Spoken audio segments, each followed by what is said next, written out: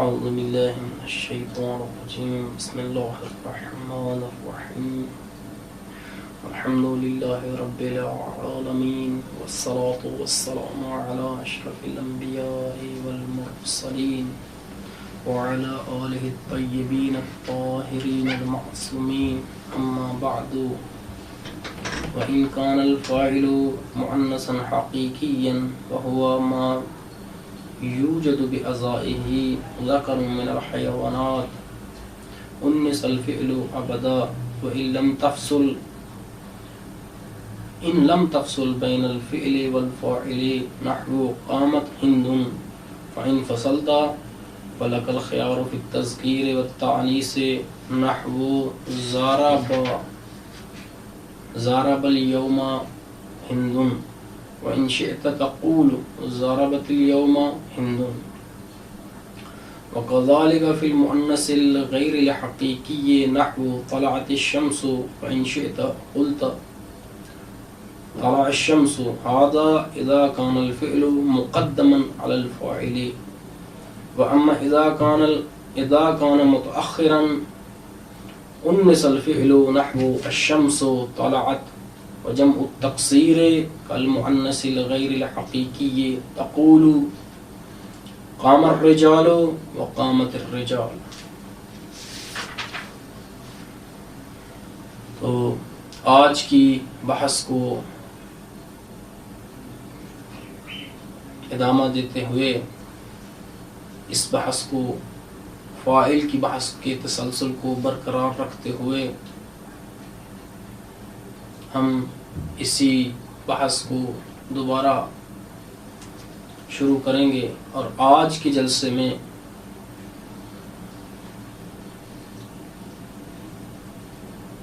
فاعل کی بحث یہاں تک پہنچ چکی تھی کہ فعل کو مذکر یا مؤنث کب لایا جائے گا، جمع اور تثنیہ اور مفرد کی بحث گزر چکی کہ فعل کن صورتوں میں مفرد ہوگا اور کن صورتوں میں تثنیہ اور کن صورتوں میں جمع ہوگا، اور کس صورت میں صرف و صرف مفرد ہی لایا جائے. تو یہاں پر ہم نے بتایا تھا کہ اگر فعل کا فاعل ظاہر ہوگا تو فعل ہمیشہ مفرد رہے گا، تثنیہ اور جمع نہیں ہوگا. لیکن اگر فعل کا فاعل ضمیر ہوگا تو اس صورت میں فاعل واحد کے لیے، اکیلے فاعل کے لیے فعل کو مفرد لایا جائے گا، تثنیہ کے لیے تثنیہ لایا جائے گا، اور جمع کے لیے جمع لایا جائے گا. آج بحث اس میں ہے کہ فعل کو تذکیر و تانیث کے اعتبار سے کب مذکر لایا جائے گا اور کب مؤنث لایا جائے گا. یہاں یہ فرماتے ہیں صاحب کتاب کہ اگر فعل کا فاعل مؤنث حقیقی، اور مؤنث حقیقی ہوتا کیا ہے؟ مؤنث حقیقی وہ ہے کہ جس کے مقابلے میں حیوان مذکر ہو، یعنی ہند عورت ہے تو عورت کے مقابلے میں مرد ہے. اونٹ اس کے لیے اس کی مؤنث جو ہے اونٹنی ہے، تو اونٹنی کے لیے مذکر جو ہے حیوان مذکر ہوتا ہے وہ اونٹ ہے. اسی طرح سے دوسرے جانور، شیر کے لیے شیرنی، اسی طرح سے دوسرے تمام حیوانات، یعنی ہر وہ چیز کہ جس کے لیے مذکر ہے حیوانات میں سے، اس کے لیے اسے مؤنث حقیقی کہا جاتا ہے، اس کے لیے مؤنث حقیقی کا لفظ استعمال کیا جاتا ہے. تو آج اگر فاعل مؤنث حقیقی ہو تو فعل کو ہمیشہ مؤنث لایا جائے گا، لیکن اس کے لیے ایک شرط ہے. یعنی گویا کہ مؤنث حقیقی، گویا کہ فعل کو مؤنث لانے کے لیے دو شرطیں ہیں، ایک مؤنث حقیقی ہونا اور دوسری شرط کہ جو ابھی بیان کریں گے کہ فعل اور فاعل کے درمیان کسی چیز کا فاصلہ نہ ہو۔ تو فعل کو اس صورت میں ہمیشہ مؤنث لایا جائے گا کہ جب اس کا فاعل مؤنث حقیقی ہو اور فاصلہ بھی نہ ہو فعل اور فاعل کے درمیان۔ اب اگر فعل اور فاعل کے درمیان فاصلہ ہو تو پھر مؤنث بھی لا سکتے ہیں اور مذکر بھی لا سکتے ہیں۔ یعنی آپ کو اس صورت میں اختیار ہوگا، آپ فعل کو مذکر لائیں یا فعل کو مؤنث لائیں۔ مثال، پہلے کی مثال کہ جہاں پر فاصلہ نہ ہو، ضربت ہند، ہند ایک عورت کا نام ہے اور فعل کے لیے فاعل جو ہے اس مثال میں مؤنث حقیقی ہے، اور مؤنث حقیقی جب ہے اور فاصلہ بھی نہیں ہے، جب دونوں شرطوں کا لحاظ کیا گیا ہے تو یہاں پر ہمیشہ فعل کو مؤنث لایا جائے۔ اب فاصلے کی مثال ضربت الیوم ہند اور ضرب الیوم ہند، لیکن مصنف نے مثالوں میں جب بیان کیا ہے، مثالوں کو بیان کیا ہے، تو اس صورت میں یہاں پر ایک نقطہ ہے جس کی طرف توجہ کرنا ضروری ہے، وہ یہ کہ مصنف نے ضرب الیوم ہند کی مثال پہلے ذکر کی ہے اور ضربت الیوم ہند اس کی مثال بعد میں۔ تو یہاں سے مصنف کی نظر جو ہے، اگر کوئی پوچھے کہ ہاں ٹھیک ہے یہاں پر تذکیر و تانیث میں اختیار ہے لیکن بہتر کون سا ہے، تو یہاں سے مصنف کی نظر کو بھی سمجھا جا سکتا ہے کہ مصنف نے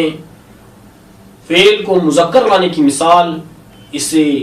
پہلے بیان کیا ہے، اسے مقدم کیا ہے، تو سمجھا جا سکتا ہے کہ اولویت جو ہے وہ فعل کو مذکر لانے میں ہے، اولویت اور رجحان اور بہتر فعل کو مذکر لانا ہے، اور بعد میں مصنف نے ضربت الیوم ہند کی مثال کو بیان کیا ہے۔ اس سے یہ سمجھا جا سکتا ہے کہ مؤنث لانا زیادہ اچھا نہیں ہے، یعنی بہتر کیا ہے، فعل کو مذکر لایا جائے۔ اور اس کے بعد ساتھ ہی ایک دوسرے حکم کو بھی بیان فرماتے ہیں، وہ یہ کہ اگر مؤنث غیر حقیقی ہو، مؤنث غیر حقیقی ہو فاعل، تو وہاں پر بھی دو وجہ جائز ہے، طلعت الشمس اور طلع الشمس، لیکن یہاں پر مصنف نے اول مثال جو بیان کی ہے طلعت الشمس کو ہے، یعنی مؤنث غیر حقیقی میں مؤنث حقیقی کا عکس ہے، کہ اگر کوئی پوچھے کہ آقا یہاں بتائیں، دونوں وجہ جائز ہیں، ٹھیک ہے مانتے ہیں، لیکن بہتر کون سی ہے، تو مصنف نے یہاں پر یہ مثال کو مقدم کر کے اسی چیز کی طرف اشارہ کیا ہے کہ ہم سے اگر پوچھا جائے تو بہتر مؤنث فعل کو مؤنث لانا بہتر ہے، فعل کو مؤنث لانا اس صورت میں کہ جب فاعل مؤنث غیر حقیقی ہو تو فعل کو مؤنث لانا بہتر ہے، اور یہ ساری کی ساری صورتیں اس صورت میں ہیں جو ہم نے بیان کی کہ جب فعل مقدم ہو فاعل پر، یعنی فاعل بعد میں آ رہا ہے اور فعل پہلے آ رہا ہے، یعنی جیسے ہم نے تعریف بیان کی تھی عین تعریف کے مطابق ہے، یعنی فاعل جو ہے وہ بعد میں ہے اور فعل پہلے ہے، یعنی فعل مقدم ہو فاعل پر، لیکن اگر فعل مؤخر ہو یعنی فاعل مؤخر ہو،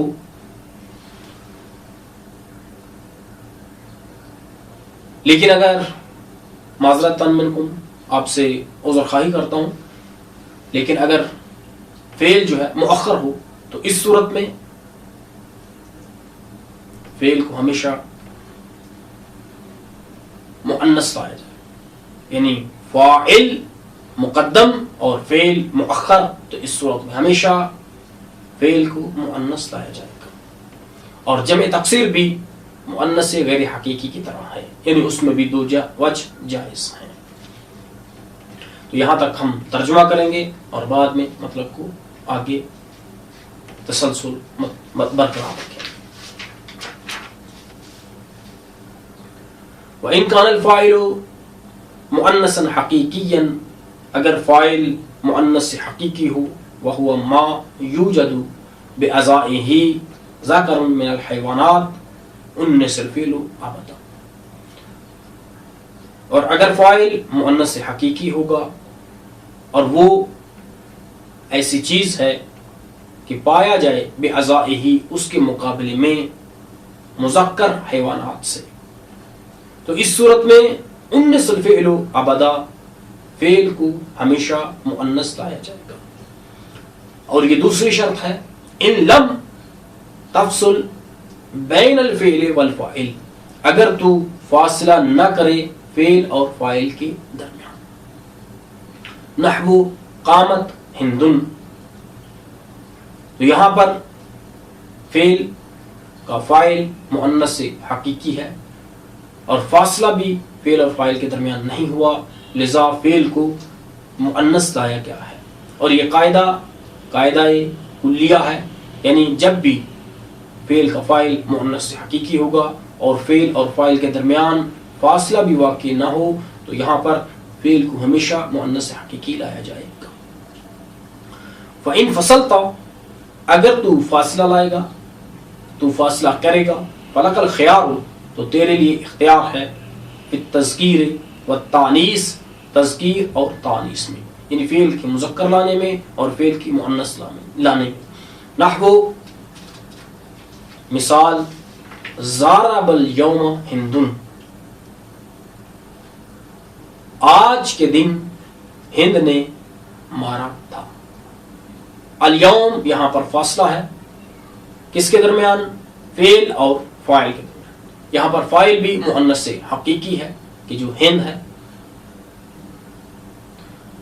اور اسی فاصلے کی وجہ سے فعل کو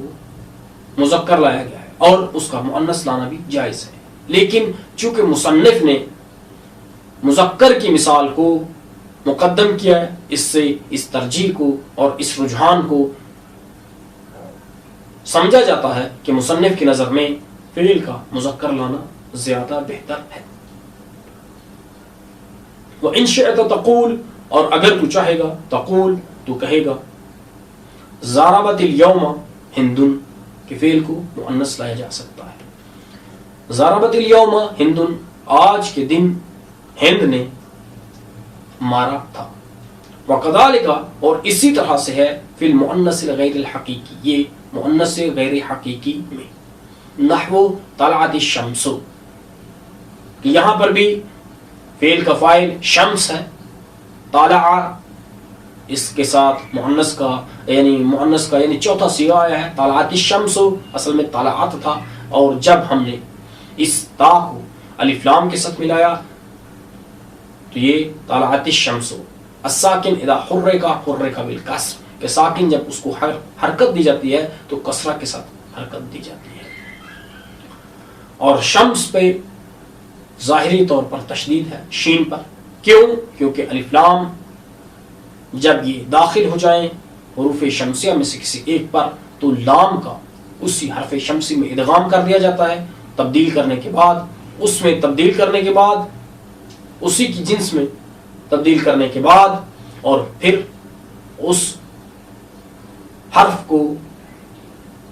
اسی حرف میں، یعنی جو حرف شمسی بھی آئے گا وہ لام اس حرف شمسی میں تبدیل ہوگی اور بعد میں اس کا ادغام کر دیا جائے گا۔ تو یہاں پر بھی لام جب شین پر داخل ہوئی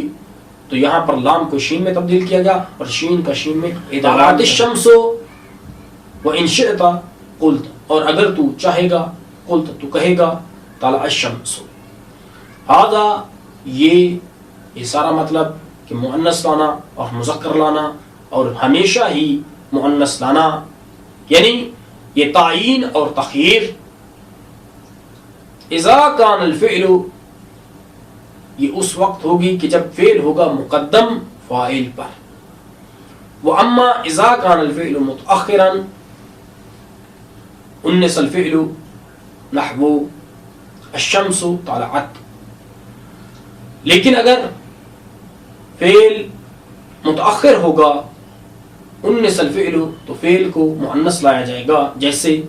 الشمس طلعت. وجمع التقصیر، اور جمع تقصیر یعنی جمع مکسر، یعنی ایسی جمع کہ جس کی واحد کی بنا ٹوٹ چکی ہو. کل مؤنث غیر الحقیقی، یہ مؤنث غیر حقیقی کی طرح ہے. مؤنث غیر حقیقی ہم جان چکے ہیں وہ ہے کہ جس کے مقابلے میں حیوان مذکر نہ ہو. تو مثال شمس کی تھی، تو یہاں پر شمس جو ہے یہ ایک ایسا سیارہ ہے کہ جو کائنات میں صرف ایک ہے، اس کے مقابلے میں کوئی اس کی مؤنث نہیں ہے. تقول قام الرجال وقامت الرجال، اور حکم چونکہ بیان ہو رہا تھا جمع تکسیر کا، جمع تکسیر مؤنث غیر حقیقی کی طرح ہے، تو یہاں پر بھی دونوں ہی وجہ جائز ہیں. تو اسی لیے مصنف نے کہا ہے کہ تو کہے گا قام الرجال، کھڑے ہوئے مرد، وقامت الرجال، قامت الرجال، دونوں ہی وجہ جائز ہیں. ويجب تقديم الفاعل على المفعول اذا كان مقصورين وخفت اللبس نحو ضرب موسى عيسى. ويجوز تقديم المفعول على الفاعل اذا كان قرينة مع كونهما مقصورين او غير مقصورين ان لم تخف اللبس نحو اكل الكمثرى يحيى وضرب امرا زید. تو اب چونکہ بحث فاعل یعنی فاعل کی ہے اور مفعول بہ کی بھی ہے. فعل کی ہم نے دو قسمیں بیان کی تھی. فعل لازم ہوتا ہے، متعدی ہوتا ہے. فعل لازم جو ہے وہ اپنے فاعل سے تجاوز نہیں کرتا، یعنی اس کی کلام فاعل پر تمام ہو جاتی ہے. لیکن فعل متعدی فاعل کے ساتھ ساتھ مفعول بہ کا بھی محتاج ہوتا ہے. تو اب اگر کلام میں مفعول بہ ذکر ہو، مفعول بہ ذکر ہو اور وہ ہو بھی مقصور، یعنی دونوں ہی بلکہ مقصور ہو، فاعل بھی مقصور ہو اور مفعول بہ بھی مقصور ہو، یعنی اس پر الف مقصور آیا ہو، جیسے موسیٰ پر ہے، عیسیٰ پر ہے. تو اس صورت میں تقدیم و تاخیر کے بارے میں کیا حکم ہے، یعنی کس کو مقدم کیا جائے گا اور کسے مؤخر کیا جائے گا. کیا اس صورت میں ہم فاعل کو مؤخر کر سکتے ہیں یا یہ تاخیر جائز نہیں ہے، اس کا حکم کیا ہے. تو یہاں پر اسی حکم کو بیان کرتے ہیں کہ جہاں فاعل اور مفعول بہ دونوں ہی اس میں مقصور ہوں، اس میں مقصور ہوں یعنی دونوں پر الف مقصورہ ہو، تو اس صورت میں اگر آپ التباس کا خوف کریں کہ اگر یہاں پر فاعل کو مقدم نہ کیا گیا اور مفعول بہ کو مؤخر نہ کیا گیا، تو یہ شبہ ہو سکتا ہے کہ کوئی یہ شبہ کرے کہ شاید وہ جو مقدم ہے وہ فاعل ہے اور جو مؤخر ہے وہ مفعول ہے. تو اس مقام پر اس شبہ سے بچنے کے لیے کہ اگر آپ مفعول بہ کو مقدم کر دیں گے تو کوئی شبہ کر سکتا ہے، کوئی شک کر سکتا ہے، کسی کے لیے یہ شبہ پیدا ہو سکتا ہے کہ یہ مقدم فاعل ہے اور وہ مؤخر جو ہے وہ مفعول بہ ہے. تو اس شبہ کو دور کرنے کے لیے ضروری ہے یہاں پر فاعل کو مقدم کیا جائے اور مفعول کو مؤخر کیا جائے. اور یہ مصنف نے ایک مقام کو بیان کیا ہے، لیکن یہاں پر دوسرے مقامات بھی ہیں کہ جہاں پر دونوں ہی موصول ہوں، جہاں دونوں ہی اس میں اشارہ ہوں، اور اس کے علاوہ بھی ایک دونوں ہی یا متکلم کی یا متکلم کی طرف مضاف ہوں. تو اس صورت میں فاعل کو یعنی ان چاروں صورتوں میں فاعل کو مقدم کرنا ضروری ہے اور مفعول بہ کو مؤخر کرنا ضروری ہے. مصنف نے ایک ہی کو بیان کیا ہے، لیکن اگر اس کے بعد یہ بیان فرماتے ہیں کہ اگر دونوں ہی مقصور ہوں اور التباس کا خوف بھی نہ ہو، کوئی اس شبہے میں نہیں پڑے گا کہ فاعل جو ہے وہ مؤخر ہے یا مقدم، معنی چونکہ واضح ہے، تو اس صورت میں اگر دونوں مقصور بھی ہوں تو پھر بھی مفعول کو اگر التباس کا خوف نہیں ہے تو مفعول کو مقدم کیا جا سکتا ہے.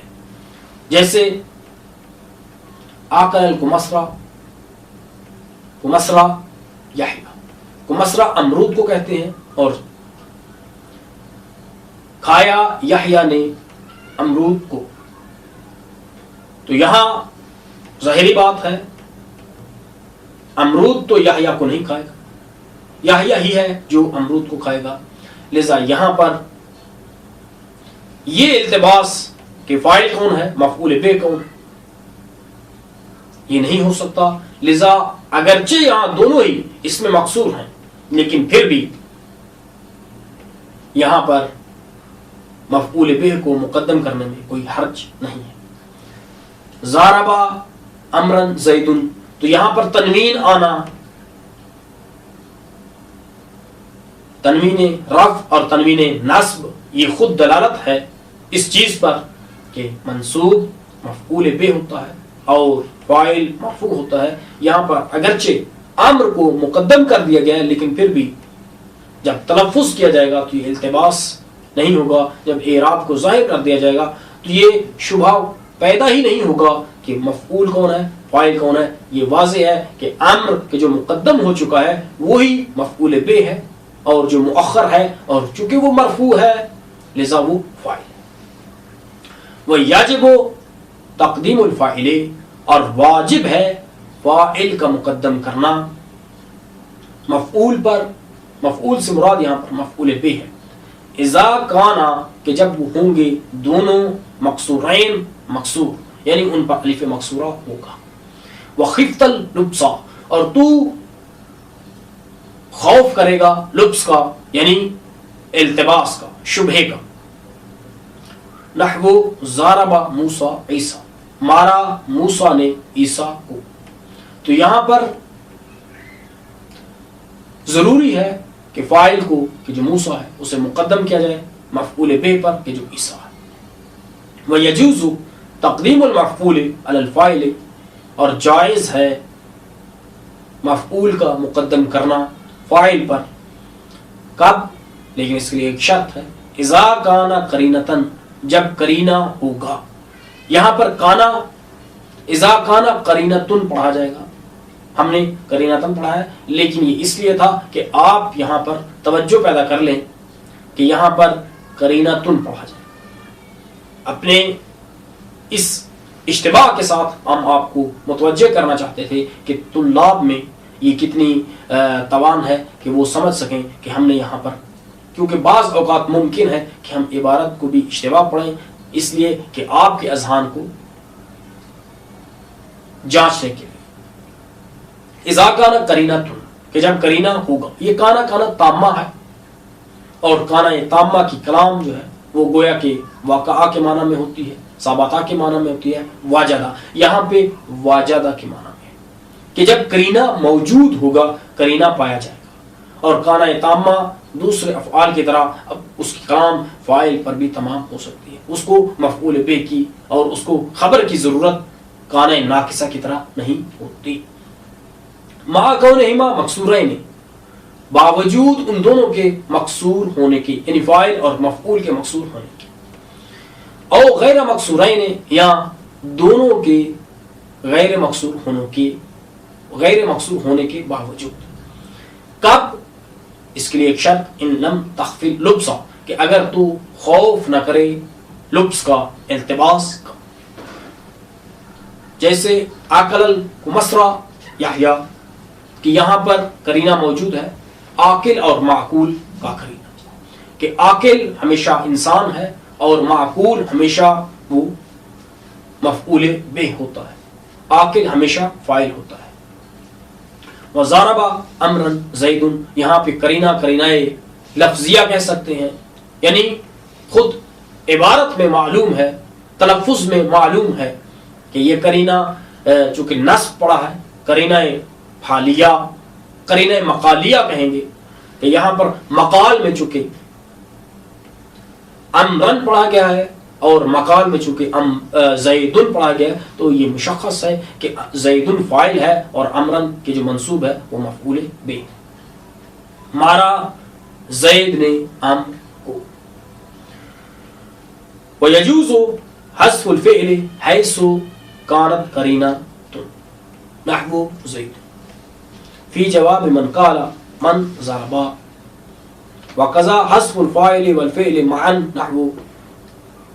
معا كالنعم في جواب من قال أقام زيد، وقد يحذف الفاعل ويقام المفعول مقامه إذا كان الفعل مجهولا وهو القسم الثاني من المرفوعات۔ اور آگے یہ بیان فرماتے ہیں آخری پیراگراف میں کہ فعل کو حذف کرنا جائز ہے۔ کب؟ کہ جب قرینہ موجود ہوگا۔ مثلا اگر کوئی شخص کہتا ہے من ضرب، کس بندے نے، کس نے مارا، کس نے مارا، تو یہاں پر اگر زید کی کہہ دیا جائے گا زیدن، تو یہاں پر مشخص ہو جائے گا کہ زید نے مارا، تو قرینہ یہاں پر موجود ہے، کیونکہ سوال جو تھا ضرب کے بارے میں تھا، تو گویا کہ یہ عبارت ایسے ہو جائے گی ضرب زیدن، تو یہ قرینہ مقالیہ کی وجہ سے کہ جو پہلے والے سوال سے مشخص ہے کہ یہاں پر سوال ضرب کے بارے میں ہے، تو ہم نے فعل کو حذف کر دیا، یعنی من ضربا، کس نے مارا، اگر کوئی کہے کہ زیدن تو مشخص ہے، سوال جو ہے یہ جواب جو ہے چونکہ ضروری ہے، سوال اور جواب کے درمیان مناسبت ہو اور دونوں میں موافقت ہو، تو جب کہا جائے گا من ضربا، کس نے مارا، تو جب زیدن کہا جائے گا تو گویا کہ یہ عبارت ایسے ہے ضرب زیدن، زید نے مارا، تو یہاں پر فعل کو حذف کرنا قرینہ مقالیہ کی وجہ سے جائز ہے۔ اور آگے بڑھ کر فرماتے ہیں کہ اسی طرح سے جائز ہے فاعل اور فعل دونوں کو اکٹھے معن یعنی مجتمعن کی تعویل میں ہو کر، یہ حال واقعہ ہوتا ہے، معن یعنی اکٹھے، مجتمعن کے معنی میں آ کر، تو گویا کہ یہ حال ہے ترکیبی عنوان سے، ترکیبی اعتبار سے، حذف الفاعل والفعل مانند نعم کے، یعنی فاعل اور فعل دونوں کو حذف کرنا جائز ہے مانند نعم کے، اس شخص کے جواب میں کہ جو یہ کہے اقام زید، کیا زید کھڑا ہوا، اگر کوئی کہہ دے کہ نعم، تو یہاں پر دونوں ہی حذف ہو چکے ہیں، یعنی فعل اور فاعل دونوں ہی حذف ہو چکے ہیں کہ جو قرینہ مقالیہ اور سوال سے مشخص ہے، یعنی گویا کہ جواب نعم قام زید، جی ہاں زید کھڑا ہوا، تو یہاں پر چونکہ دونوں ہی معلوم تھے لذا ہم نے دونوں کو ہی حذف کر دیا، تو یہاں اور اس کے بعد فرماتے ہیں وقد يحذف الفاعل ويقام المفعول مقاما اذا کان الفعل مجہولا، کہ کبھی کبھار فاعل کو حذف کیا جاتا ہے اور مفعول بہ کو اس کی جگہ میں قائم کیا جاتا ہے، اس کی جگہ میں رکھا جاتا ہے، اس کی جگہ میں کھڑا کیا جاتا ہے مجہول کہ جب، تو اس کی بعض آئندہ قسم ثانی میں آئے گی انشاءاللہ، اسے اس کے مقام پر بیان کیا جائے گا۔ تو اب ہم ترجمہ کریں گے۔ وَيَجُوزُ، اور جائز ہے، حذف الفعل اذا کانت قرینۃ، اور جائز ہے فعل کا حذف کرنا کہ جب قرینہ موجود ہوگا، جیسے زیدن فی جواب من قالا، اس شخص کے جواب میں جس نے کہا تھا، من ضربا، کس نے مارا، وقضا حذف الفاعل والفعل معا، اور اسی طرح سے جائز ہے فاعل اور فعل کا اکٹھے حذف کرنا کا، نعم مانند نعم کے، فی جواب من قالا، اس شخص کے جواب میں جس نے کہا تھا، اقام زیدن، کیا زید کھڑا ہوا، وقد یحذف الفعل، اور کبھی کبھار حذف کیا، وقد یحذف الفاعل، اور کبھی کبھار حذف کیا جاتا ہے فاعل کو، ویقام المفعول مقامہ، اور قائم کیا جائے گا مفعول کو یعنی مفعول بہ کو، مقامہ فاعل کے مکان میں، اذا کان الفعل مجہولا، کہ جب فعل مجہول ہوگا، وہو القسم الثانی من المرفوعات، اور یہ قسم ثانی دوسری قسم ہے مرفوعات میں سے۔ وصلی اللہ علی محمد وآلہ الاطہار۔